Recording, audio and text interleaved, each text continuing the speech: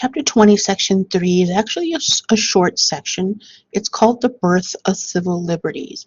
And before we move on, you need to understand what civil liberties are because you need to protect your own civil liberties. Civil liberties are the personal freedoms, the personal guarantees that the government cannot abridge, cannot interfere with, either by law or judicial interpretation, without any kind of due process. So they can't take away your freedom of speech, in other words. So all those kind of Bill of Rights amendments, they cannot take those away and they cannot suspend them for any reason. Think about the things that happened during World War II when men were writing against the draft. They were simply expressing their opinion, and what happened? They were put in jail. I'm sorry, during World War I, they were put in jail, or the post office was not delivering mail because they thought it was offensive. It's not their right to determine that. It's free speech.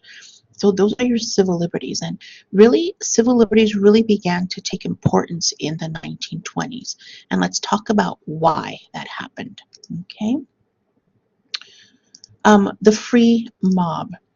Wartime and post-war repression, prohibition, and pro-business policies in wartime and the 1920s damaged progressives' belief that the federal government could represent national purpose and enhance freedom.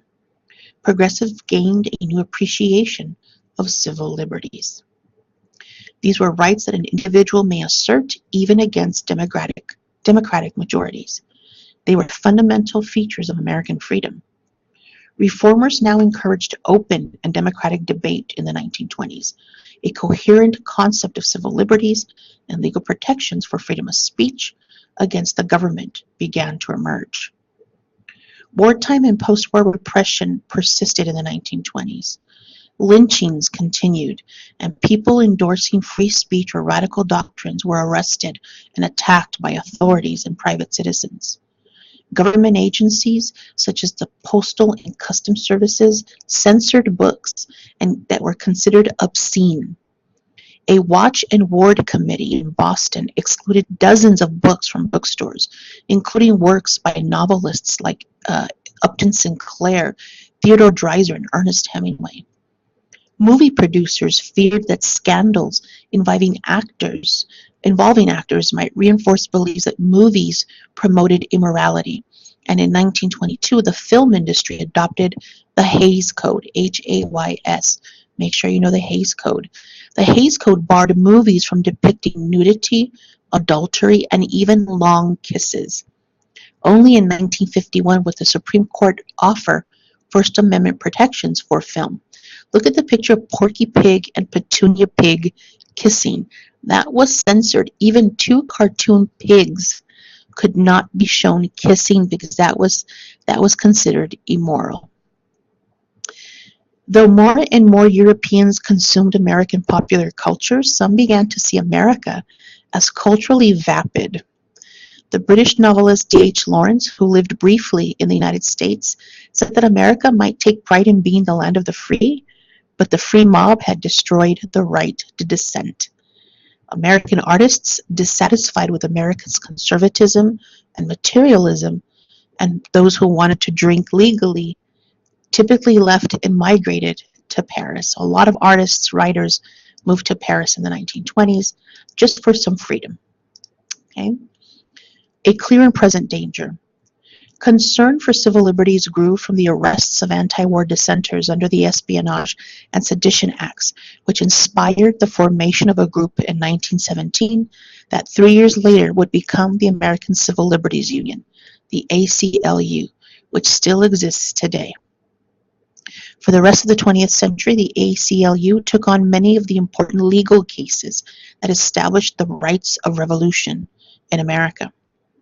The ACLU helped inject meaning into traditional liberties, such as freedom of speech, and invented new rights, such as the right to privacy. But the ACLU began as a coalition of pacifists, progressives, and lawyers that were angry at the violation of Americans' rights by the government during World War I. The Court and Civil Liberties. Before the war, the Supreme Court had done very little to protect the rights of unpopular minorities. At the very beginning, the court itself restricted civil liberties. In 1919, the court upheld the constitutionality of the Espionage Act and the conviction of Charles T. Schenck, a socialist who sent anti-draft leaflets through the mail. Justice Oliver Wendell Holmes, the gentleman in the middle, spoke for the court when he declared that the First Amendment did not prevent Congress from prohibiting speech that presented a clear and present danger. They argued that if the language inspired illegal activity, it could be barred. Free speech would not protect a man in falsely shouting fire in a theater and causing panic. This became the basis of Supreme Court decisions in future Supreme Court cases, but since it allowed public officials to determine what kind of speech was dangerous, it proved an arbitrary doctrine. So that is the case here. If speech can be dangerous, who determines what dangerous is? In 1919, the court also upheld the conviction of Jacob Abrams and 5 other men for passing out pamphlets criticizing America's military intervention in Russia after the Bolshevik Revolution. But a minority dissented, forming the basis for future defenses of free speech as necessary in the great marketplace of ideas. By the end of the 1920s, the court had invalidated state laws making it illegal to advocate unlawful acts or changes in the political or economic system. So basically what this section is talking about is how early on the court typically sided with the government in trying to restrict free speech, but as the 1920s went on and civil liberties became more important, eventually the Supreme Court is going to side on the side of the people exercising their free rights to speech. Okay? That is chapter 20, section 3, a very short section on civil liberties. If you have any questions about civil liberties in general or civil liberties in the 1920s, please feel free to contact me. Thank you.